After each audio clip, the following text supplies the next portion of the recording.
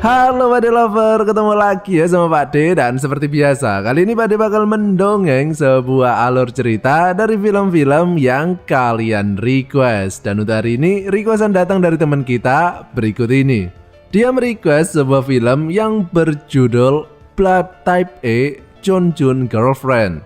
Dan Pak De nggak ngerti yo apa maksud atau hubungan antara judul tersebut dengan isi dari film ini. Padahal kalau cuma pengen ngasih judul ya tinggal nulis aja, ngencrot gitu. Itu justru lebih nyambung loh dengan isi film ini yo. Dan karena Pak De nggak ngerti ya rek, konsep film ini apa sebenarnya kecuali penggenjotan tadi. Jadi yo langsung saja kita masuk ke video. Silakan klik dulu tombol subscribe-nya, klik kalau sudah. Silakan duduk yang manis, jejer yang rapi, siapkan pelicin lantai, vibrator PS, air raksa. Dan Pak De, puter intro nih Pak De.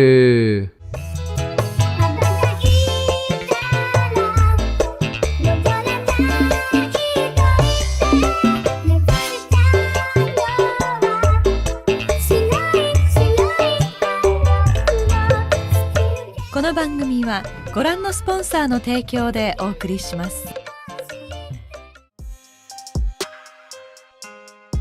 Film ini dimulai dengan seorang cowok yang sedang menunggu kedatangan pacarnya. Dia ini bernama Kuncen dan pacarnya yang bernama Sarkem.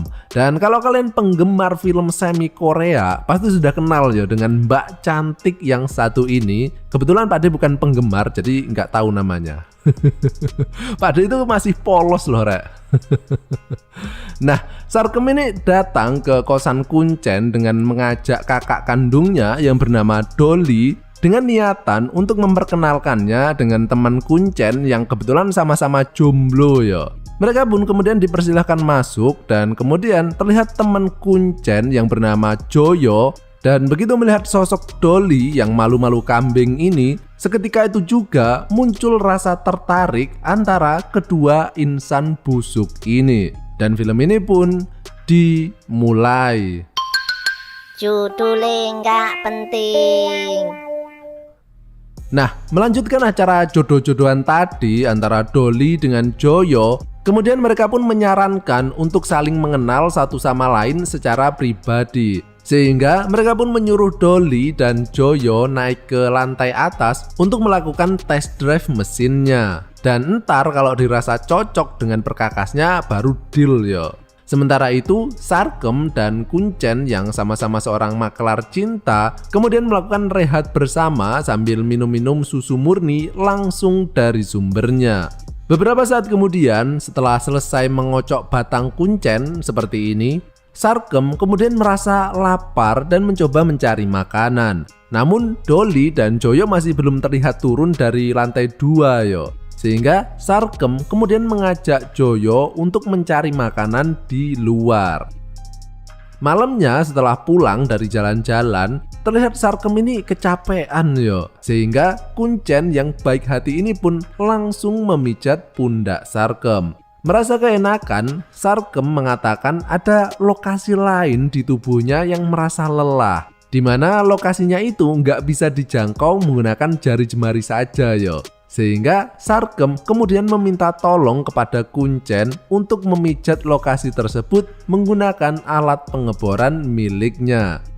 Keesokan harinya terlihat Sarkem dan Kuncen yang terbangun dan di tengah-tengah sisa rasa ngantuknya tersebut, Sarkem kemudian baru sadar ternyata dia ini masih belum melihat kakaknya dan juga Joyo.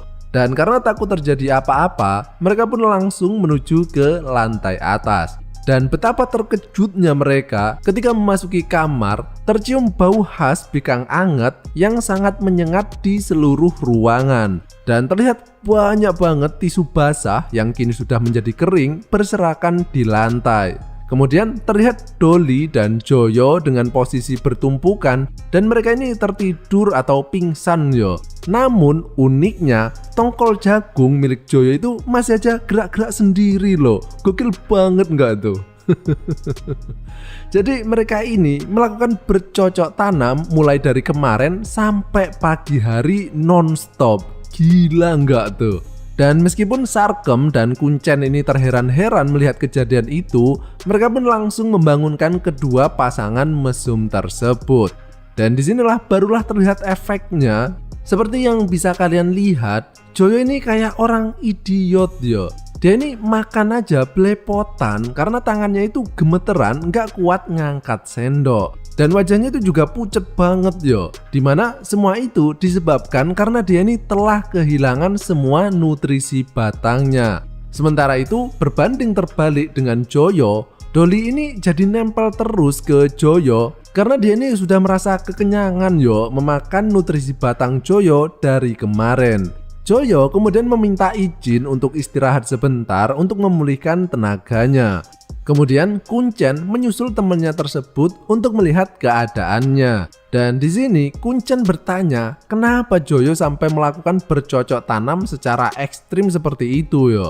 Joyo kemudian menceritakan betapa nikmatnya bikang anget milik Dolly sehingga dia ini merasa kesulitan untuk berpisah dari Dolly. Sehingga tanpa sadar tubuhnya ini seperti bergerak sendiri yo. Bahkan sampai sekarang ini Joyo masih saja terngiang-ngiang dengan bentuk tubuh Dolly yang semlohe.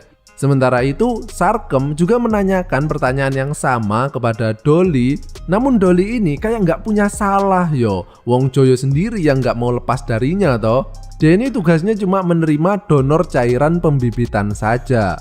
Nah, melihat kejadian itu, Kuncen yang merasa kasihan kepada Joyo karena kalau hubungan mereka ini diteruskan, bisa-bisa mati anak orang kehabisan nutrisi yo. Sehingga mereka merencanakan untuk memisahkan Joyo dengan Dolly.